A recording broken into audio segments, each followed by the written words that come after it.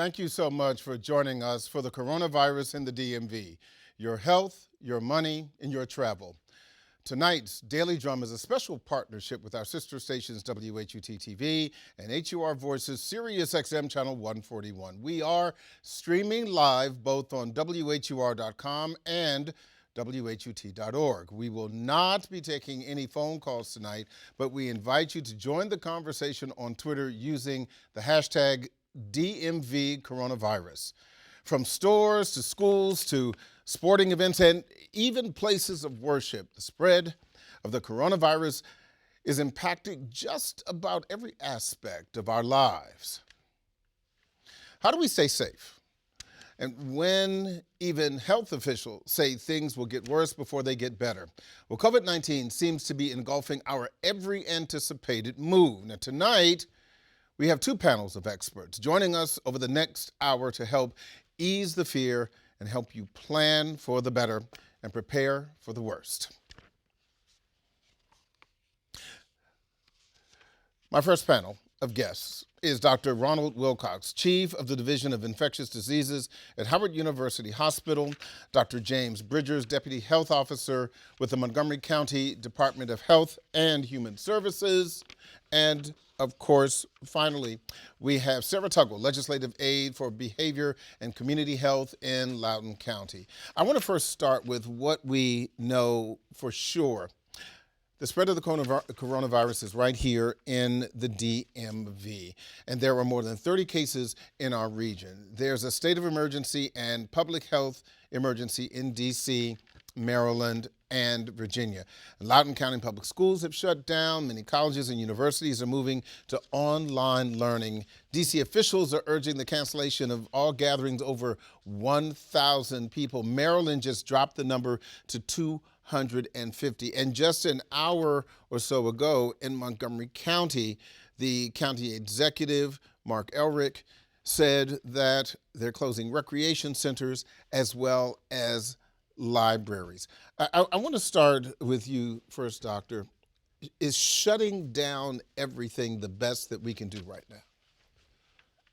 It may be a little bit of an overreaction, but it probably is a good public health reaction overall. Why would you say that you believe it may be an overreaction? The virus is relatively infectious, but it's not extremely infectious. You have to be within 6 feet of someone. So large gatherings of people, yes, doing this makes sense to cancel any kind of large gatherings because you're going to be cohorted or gathered in very large groups. Mm-hmm. But closing down every single or almost every single business or along those lines, just where people gather, I think people need to have some self-discretion as long as they know what would be an appropriate area for them to go to. I think it would make more sense for us to let the public know what kind of gatherings would be at highest risk. Mm-hmm. I do want to talk, Dr. Bridgers, about what is happening in Montgomery County, right now. Of course, the governor has had yet another press conference earlier today, essentially shutting down schools, statewide, and then Montgomery County, as well as every other county in the state, has to, of course, follow suit. From your perspective, is this the best that should happen right now to keep people safe? Sure, Harold. In Montgomery County, I think it's wise to slow down the process and mitigate any risk associated with transmission, especially when there's a potential for large gatherings, school settings, recreations, libraries, etc. We also want to keep the public informed regarding those risks, continuously implementing personal hygiene, hand washing, etc. So the answer to your question, in my opinion, is yes, we need to use lessons learned from other jurisdictions and look at our processes and slow those processes down or increase those processes that will slow the rate of transmission. I want to talk a little bit more about those processes in just a minute, but I do want to go to Ms. Tuggle from Loudoun County. Of course, the governor had a press conference today in Virginia establishing a state of emergency. What does that mean for Loudoun County and other counties like Loudoun County now that you've kind of got these directives from the governor? So we do share the same sentiments as the governor. We are sharing with our constituents that they limit large gatherings. Yesterday we did have a public forum to inform everybody more about the virus and teaching them, how to take precautions. And so in Loudoun, we definitely share his sentiments, but we're not at the point of shutting down like our local government.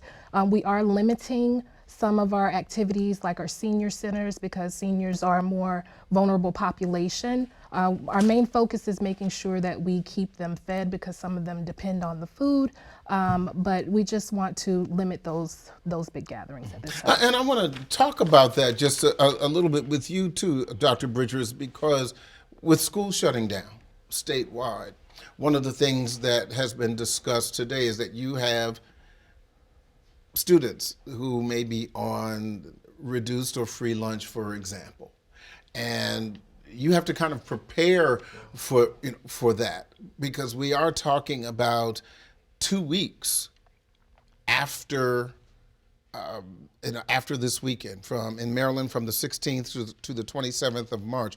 That's a really, really long time. What are the next steps in Montgomery County to address this issue? So Harold, we've been planning for this for some time in the event that it actually hits our area. So we've been working with the Montgomery County Public School System to look at those students who are at risk, to look at those plans, those contingency operating plans. There are a lot of questions in the community, and we are still responding to those questions and looking at those students who may need support services, who may receive special assistance, and who are on special programs, food programs. So one of the things that we need to do is we need to ensure that we address those needs immediately, starting now. As soon as the governor and our county executive implemented the plan, we have staff presently working on what's happening now. How do we mitigate those concerns within the school system? Because 2 weeks is a long time. And so we're addressing some of those concerns now, and additional information is forthcoming to the public. Mm-hmm. Dr. Wilcox, talk to me a little bit about how we got here. I need to kind of set the groundwork because for a lot of people this is really extremely frightening. Can you talk to me, generally speaking, about how infectious COVID-19 is, who is at risk, who is not at risk? Kind of give me kind of the lay of the land, if you could. So I think a big reason why this is so scary to people is the fact, and why it seems so infectious to people, is the fact that no one has immunity to it. It's a novel virus. We've had coronaviruses around for decades, but this particular strain of virus is new that just presented last year. So no one has been exposed to it previously, so no one has immunity. There's never been vaccines to protect anyone from it. Mm-hmm. That's why pretty much anyone that gets exposed to it is potentially susceptible to it. The ones that we really worry about, though, are patients who are older, so over 65 years of age, you're more likely to have severe disease. Patients with underlying respiratory problems such as COPD or asthma. Patients who are immunocompromised in some way. Those are all patients that would be at increased risk of severe disease. So anyone can catch it. But if you're younger or you're relatively healthy, you're unlikely to have severe disease. You're more likely to have some mild symptoms. Mm-hmm. Dr. Anthony Fauci, the famed immunologist who has been talking about this, he's kind of been at the forefront of this issue. Yesterday on Capitol Hill, he said, this is going to get much worse before it gets better. Do you agree with that? And to your mind, what does that mean? I think we're going to see a continuing upsurge, markedly exponential or increase in number of infections before we really start seeing it decrease in number, just because of the fact that no one has immunity and you're actually infectious for 2 days before you even develop symptoms. So you may have the disease and already be exposing people before you even start coughing or develop fever. So there have been, first of all, questions in reference to the most vulnerable. Most of the people have been over 50, but the lion's share, as we've seen in Washington State, for example, most of these people were seniors. Okay, people over 60, over 70, some of them, over 80. Unfortunately, there has been loss of life, and most of those people also senior citizens. But now we're starting to see, for example, young, healthy NBA players beginning to come down with coronavirus. Talk to me about the whole community spread issue, if you can. What does that mean? Well, what's worrisome is, as a younger person or a healthy person, you may not get severe disease, so you may not worry too much about it and go out there in public anyway. But if you get the disease and then you come home and you expose someone that is of age, where they're more likely to develop severe disease, you're spreading the virus then to people that very well could die from it. So it's really a public health concern, not just a concern just for the elderly or those at high risk. So that's the reason why I think that the infectivity of it, so such as an NBA player, if that NBA player, there's a lot of bodily contact, there's a lot of, so it makes sense that they would, if someone tests positive, they would be concerned about it being passed to multiple players in the game. And then those people could then expose other people in their life that would be at high risk for severe disease. Earlier today, the governor spoke about moving to containment and mitigation, essentially kind of slowing that down as it relates to keeping people apart. Sure. What does that mean in the capacity of the Montgomery County, Health Department, and more broadly, the administration and how they're going to deal with this? Sure, Harold. So we actually are implementing plans and putting together guidance regarding individuals and persons over age 60. Also, again, addressing large crowds. I think in D.C., Mayor Muriel Bowser has set the limit at 1,000. In Montgomery County, we're looking at crowds of 500 or more, looking at those churches, synagogues, other larger meeting places. We're also looking at individual agencies and spaces and looking at, again, plans that are in place to say, hey, if we're at this place, what do those telework schedules look like? What is video conferencing in lieu of meetings? What are other jurisdictions doing that we are also doing so that we can synchronize such an effort? In Loudoun County, and we talk about geography, Loudoun County has pockets where there are a lot of people, but then you have a whole lot of room. And you're certainly, not a physician, as it were, but do you believe that may kind of delay some of the actions that Loudoun County may take, or is the county just in a position where you're just waiting, for the next thing so that you can react appropriately? Right. So Loudoun County is actually following CDC guidelines. Okay. And so what that means for us is that, when something new comes out, if there is a guideline for us to change and switch to something else, then we will do that. We want to be very strategic about how we handle this situation. So we have definitely been working very closely with our health department, our health officials. As I said, we did have a public forum, and we're just trying to be diligent about keeping the public informed. And once we get to a point where we need to, really ask people to stay at home and to, stay away from others, then we will move forward with it. Doctor, let me ask you this, because as I said before, and let's be flat-footed and plain-spoken, this is scaring a lot of people, unfortunately. And I would ask this question to all of you, but I'll start with you, Doctor. How do you move people beyond fear? We've heard governmental agencies, from county executives to governors to mayors, say, don't panic, but be concerned. That's the leadership. But when you're at home and you're looking at your wife or your kids, or how do you not be afraid? I think the main thing is taking some responsibility to try practicing good hygiene as much as possible. You don't have to necessarily isolate yourself in your house and avoid all contact with other people, but if you say ride the metro, after you get done riding the metro, just the first place you go in and wash your hands. You want to wash your hands with soap and water for at least 20 seconds. That's actually been proven to be even more effective than the hand sanitizers, the alcohol-based hand sanitizers, for control of this virus.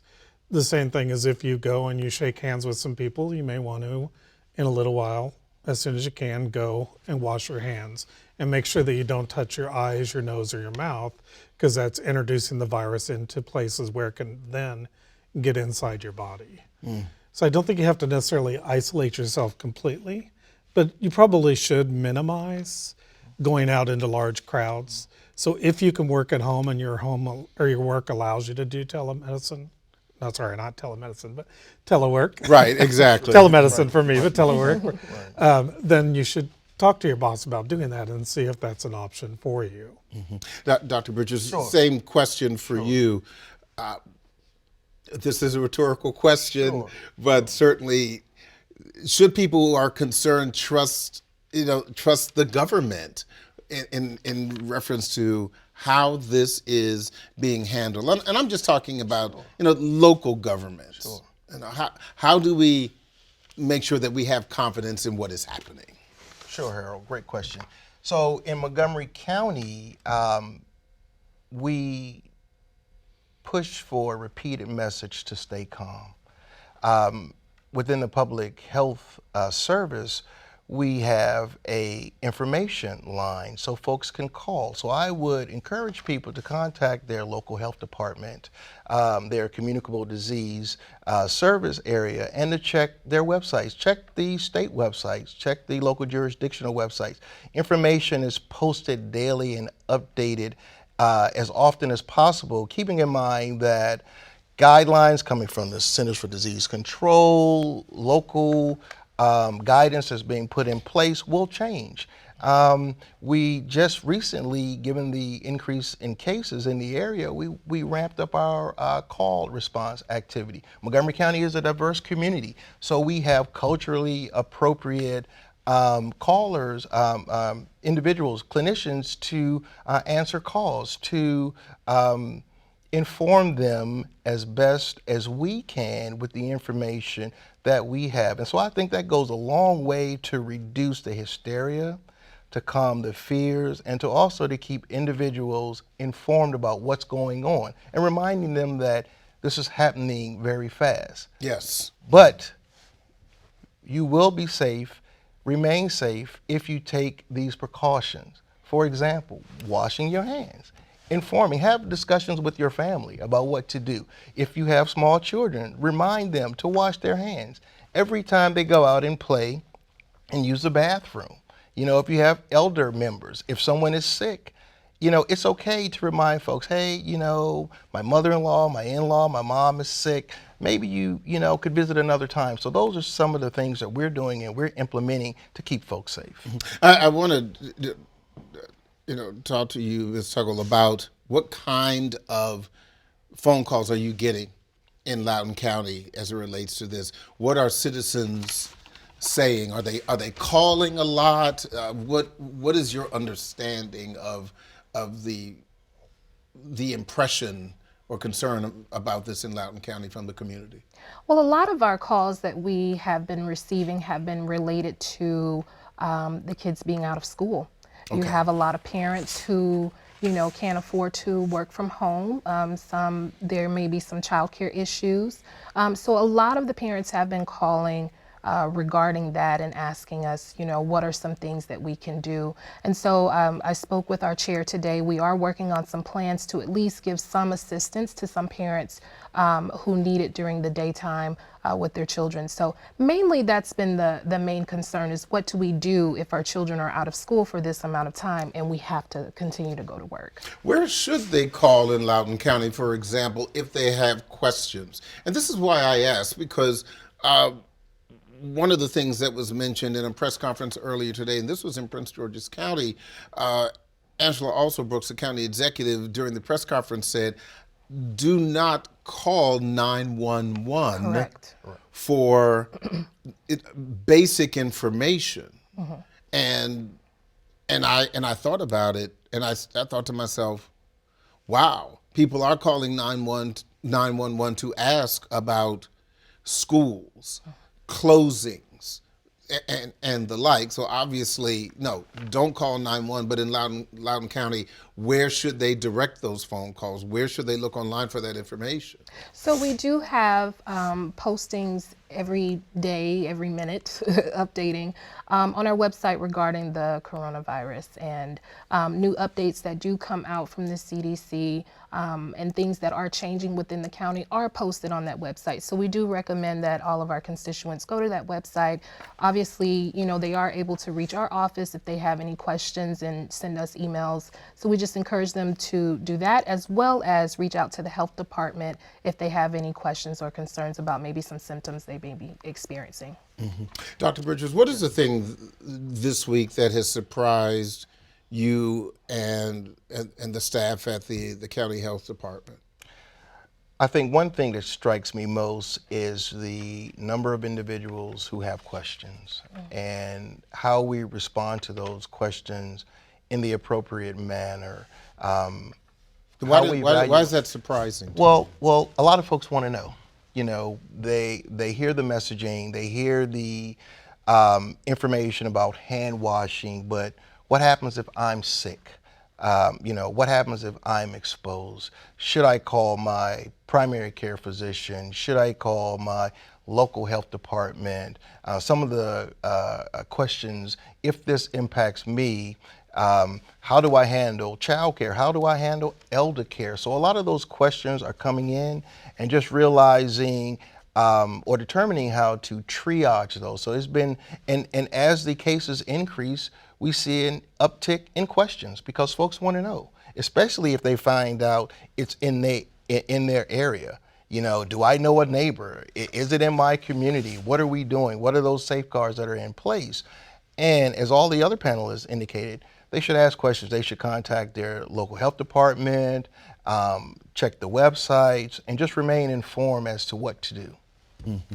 Dr. Wilcox, what do you believe will be the biggest challenge going forward? And I don't necessarily mean just here in the DMV, but obviously you've been observing this in the capacity of your job here in Howard University.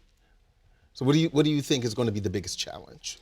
Probably the biggest challenge is development of the vaccine. I know they're working on that, but Dr. Fauci that you mentioned earlier had mentioned that we're at least 6 months away before we develop a vaccine. So I think in the meantime, this is going to continue to grow in number of cases. It's going to spread across the United States. We will probably see cases within all 50 states within the next month, I would guess. And so trying to contain it well enough before it gets out of hand. We have no idea whether this is going to be a seasonal virus.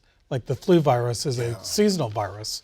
As the weather gets warmer, the flu virus tends to go away. People get colds, and 40% of colds are caused by coronaviruses in the first place. So people get colds throughout the year. A form of coronavirus. Right. Yes. Not this particular right, coronavirus. But a form, yes. And we've got a lot of questions about that. And so we have no idea whether this is going to be something that's going to get better just because it's getting warmer, or whether it's going to continue throughout the summer. I want to, as we wrap up here, I want to make sure that I get some final thoughts from your individual perspectives. Ms. Tuggle, your final thoughts about where we are right now, for example, in Loudoun County, and what's the next move for the county? Well, I think that where we are right now is we are being proactive. We have been working on our pandemic plan since January when this first started. And so while we are being proactive, I think we are also being strategic. Again, I'll mention by following those guidelines from the CDC and making sure that, we keep our citizens informed on everything that's going on. So again, I think we are being strategic right now. Real quick, also resources from the county. Real quick, if you can share that with us. Sure. So the resources that we have from Montgomery County, if an individual has questions, they should contact our communicable disease information line. The number is 240-777-1755. They should also check if they are a Maryland resident, check the Maryland Department of Health website. It gives daily updates regarding guidance, should testing become available, providers, healthcare information. And so I think we as a community need to remain vigilant as we address the COVID-19 pandemic. I want to thank all of you for participating in this event. I mean, this has been, extremely important. I want to thank my panel of experts here. Thank you for sharing your time and your talent with us on this evolving topic. And of course, we do need to take a quick break. When we come back, the racial and political impact the coronavirus is having on our wallets and our ability to move about freely. This is a special edition of the Daily Drum on 96.3 WHUR, WHUT.org, and HUR Voices, Sirius XM, Channel 141. We'll be right back.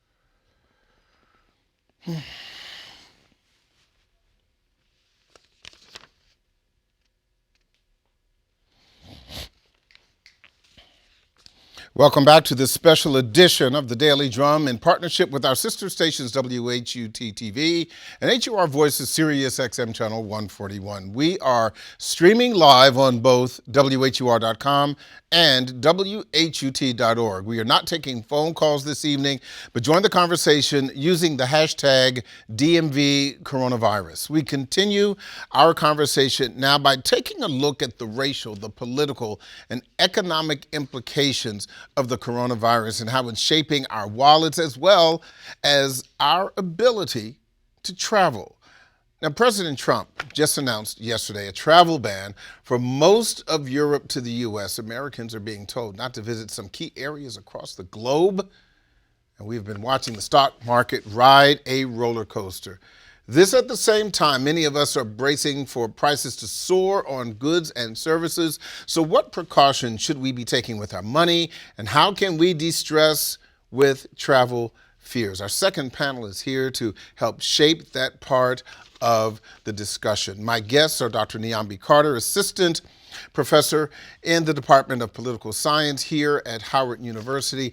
Also joining us, Adam Holland, Options Trader and Market Strategist with Holland & Holland Enterprises.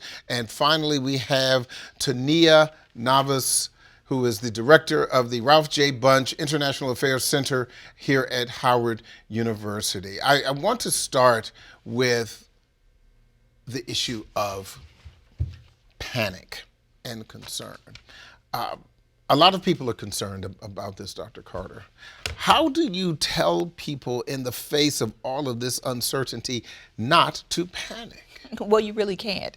I mean, I think part of the unknown of all of this is that it is a new virus. There is still lag between testing and the possibility of some kind of cure for this. So I think people have a right to be scared. And if you're some of the most resource insecure people, like we have many in the district, people without access to insurance, people who can't say telework, I think it makes the fears all that more amplified, because the reality is many people will be destroyed financially by this particular illness if they unfortunately catch it. Now, the news organizations such as ours and others, we are reporting and reporting. We're trying to give up-to-the-minute information.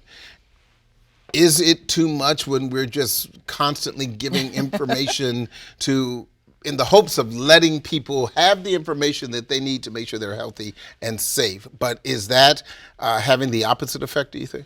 Well, I mean, I'm certain that social media and other outlets amplify this, because there's also a lot of misinformation.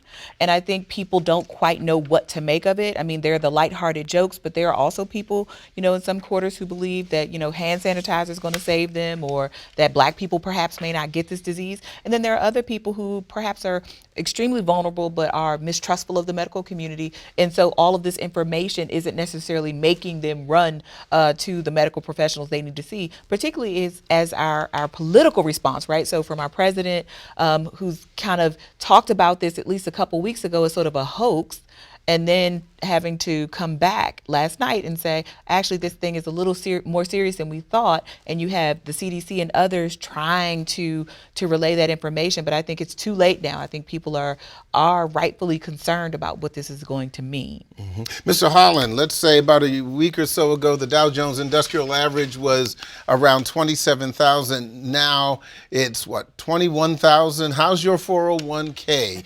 All of that as a result of this coronavirus scare. Talk to me about what this means, first of all, for retirement of people who are watching their 401ks, their 403bs, their IRAs and the like. Mm-hmm.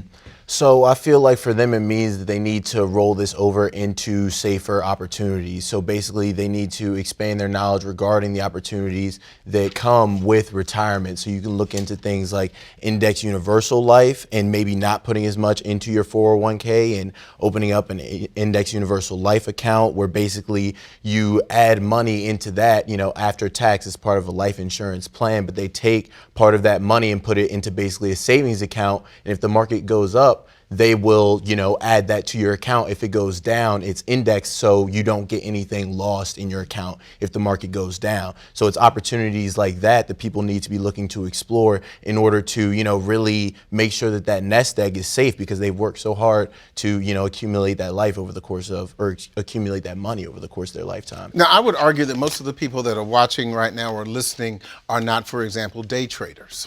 Okay, these are not people that are constantly opening up their retirement accounts and looking. But I'm quite sure that this week some people have, whether it's index funds or anything else.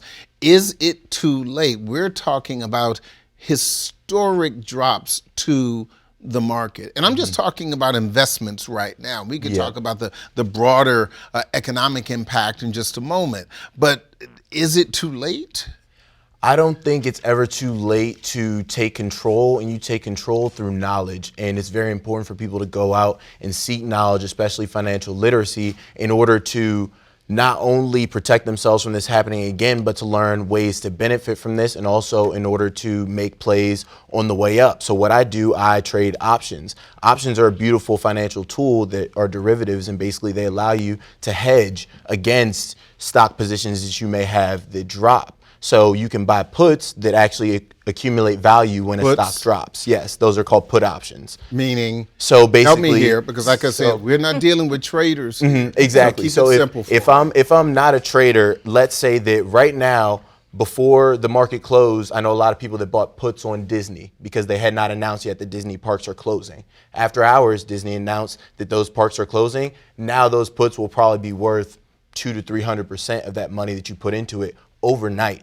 So money never evaporates, it just changes hands. So you have to gain the knowledge to learn how to position yourself in order to make money when other people are losing it. Ms. Navas, one of the things that happened last night that was, I think, really surprising to a lot of people is that the president announced that he is essentially closing the door to European travel to the United States, with the exception of the United Kingdom. When you heard about that, what was your reaction? Shock. Why were you shocked? I was mostly shocked because I have students studying abroad in Europe right now. And initially, the way that he explained it made it sound like he was banning flights from Europe, which meant that I needed to get my students home in the next 48 hours. Then, of course, later, as I'm, contacting my colleagues to try to figure out what our plan is going to be, there was clarification that it was not, in fact, flights being banned, but that foreign-born nationals were not going to be allowed. So that was a little bit better, but nevertheless, we still move forward with making efforts to bring all of our students home in Europe. Now, I know that your specialty has to do with international relations, as it were. But speaking to the issue of travel, period, not overseas, but just travel domestically. Yeah.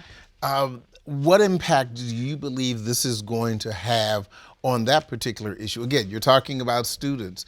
So many schools, colleges, and universities are closing, and not just for Easter break, they're closing for 3 weeks or more. Right. Some of these are international students, some of them are domestic. What impact do you believe that is going to have on moving people around? Well, I think that there seems to be, and if you look on social media, there's a lot of talk of the millennials are taking advantage of the cheap flights because they're cheaper. And because this is not something that's impacting that demographic, they don't feel like they are going to be impacted if they get on an airplane. So I don't know what's going to happen with that. Unfortunately, those same people then come into contact with people who might be compromised, and that's where the problem happens. So I hope that everyone just stops for a moment and thinks about if they actually really need to travel. I think it would be best if everybody just stays put for a little while and just sees how this plays out for a bit before they have to go somewhere. Mr. Holland, and to that point, what impact do you think this is going to have on the broader economy? Let's put the stock market aside for a minute, because that is where we see the president often focusing his thoughts about the economy. But there are some broader issues, for example, with the NBA suspending its season as of yesterday. Major League Baseball putting a suspension on spring training, and at least for the time being, quite possibly canceling its season. We're not just talking about ticket sales, but we're talking about vendors. We're talking about parking lot attendants. We are talking about people whose livelihood is connected to these large economic engines. Your thoughts about that? So I feel like what we're really going to have to see now is government intervention, and that may come in the form of bailouts of certain industries. You look at airlines specifically, maybe cruise lines, but there's a lot of stuff where you can't just, it's not like if you don't go to, Starbucks or an NBA game, you're going to suddenly go out when the coronavirus is over and attend 100 NBA games to make it up. You're not going to go back and buy 100 different caramel lattes. So it's just sunken costs. That's money that can never be made back. So I feel like this is really going to take some government intervention, especially when you look into the travel industry, because travel and those interrelated industries make up about $9 trillion of the global economy. So if you see a 50 to 60% drawback on that over the course of 2 quarters, that's 5% of global GDP that suddenly evaporated. So this isn't, an American problem. It's a global problem. Dr. Carter, let's talk a little bit more about the politics. We've seen Vice President Mike Pence appear to handle the situation during the course of his press conferences, as well as governors. But the president has, for the past several weeks, shared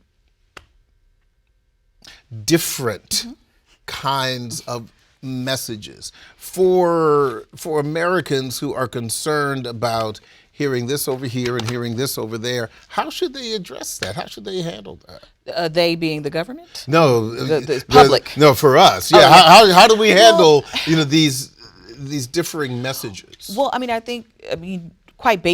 quite frankly, listen to the public health officials. I think those have been the most consistent and important resources of information, like the folks you just had up. Go to the CDC site, because they're going to provide information about how to protect yourself. But to your point about sort of what the larger implications are, and I think more than just people's health, we are thinking about, like you said, these parking lot attendants and these other small businesses that are going to be hurt, and where's the bailout going to come for them? Because we just had a moment, right, where Congress could have actually introduced something, or did introduce a bill, but House Republicans said no, right, where they could have extended emergency benefits to those who are going to be most affected by this shutdown. I mean, you have lots of folks in service industries and elsewhere where telework is not a possibility, and a lot of these folks are working hourly. So that means they don't necessarily get paid time off and all those things that folks are relying on to get people through this moment. So we need to be thinking about how we can make sure people don't get foreclosed on. How do we make sure that people don't get evicted? How do we make sure that kids who are food insecure get fed during this period of time? So I think there are lots of folks that are going to need a bailout, not just these industries, but regular workaday people who we often ignore and don't see, because Congress right now, quite frankly, they're fine. They have health insurance and they get paid very well. And they're talking about what other folks actually don't have, that luxury. I don't think they're thinking about the people who live in this very city and other places around the region and in the country, right, who are literally living paycheck to paycheck. And so all of these sort of conversations don't help people figure out what their next move is going to be while the NBA is shut down, while Disneyland, right, those parks are closed, what happens to those employees, et cetera. And I think when you talk about the larger political ramifications, Italy just announced yesterday the suspension of mortgage payments. Absolutely. Okay.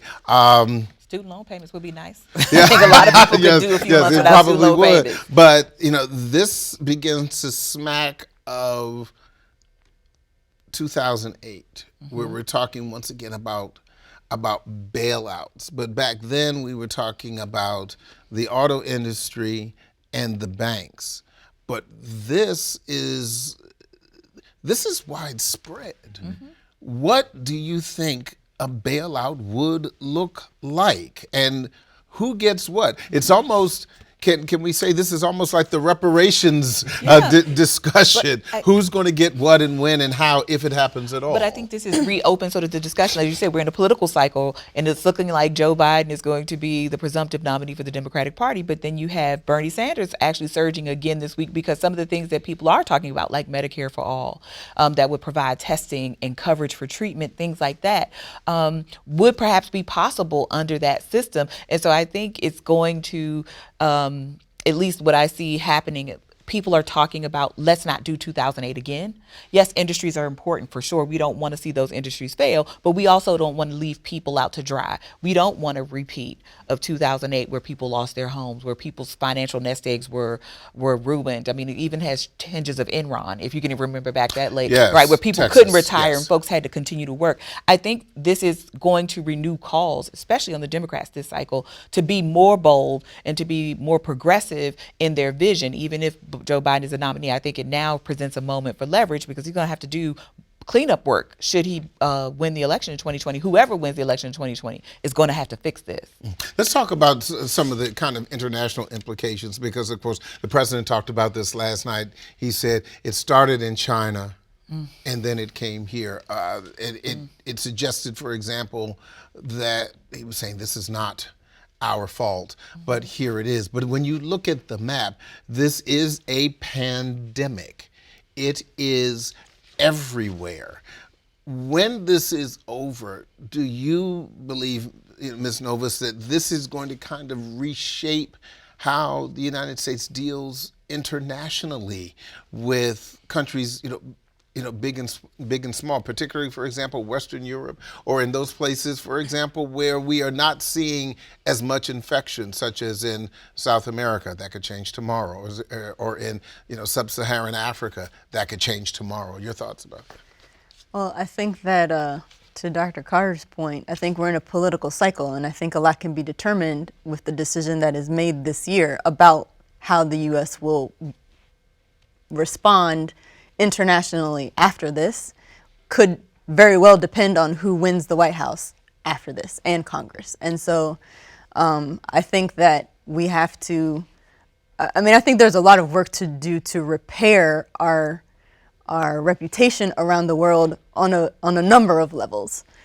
This and our response to this, and then some of what he was saying last night with regard to the rest of the world, is going to take a lot to repair, and yeah, it's going to be quite a challenge. Yeah, please. I was going to say, I think even that language of, like this is China created, also sort of those stereotypes of sort of Asian foreignness and perhaps endangering xenophobia, United States. for example. Absolutely. I mean, we have to watch that. Even the attempts to try to reshape this as the Wuhan virus, right, or the Chinese Wuhan coronavirus, right, to sort of even market geographically as if that place is always suspect. And if we need to be careful about that, because these travel ban conversations, even, right, this is Stephen Miller's fingerprints all over it. And this is the kind of stuff that domestic advisor, yes. Absolutely. He's all into this travel ban. I do think it's interesting that the UK was left out of that ban, because, your president has interest in those places financially.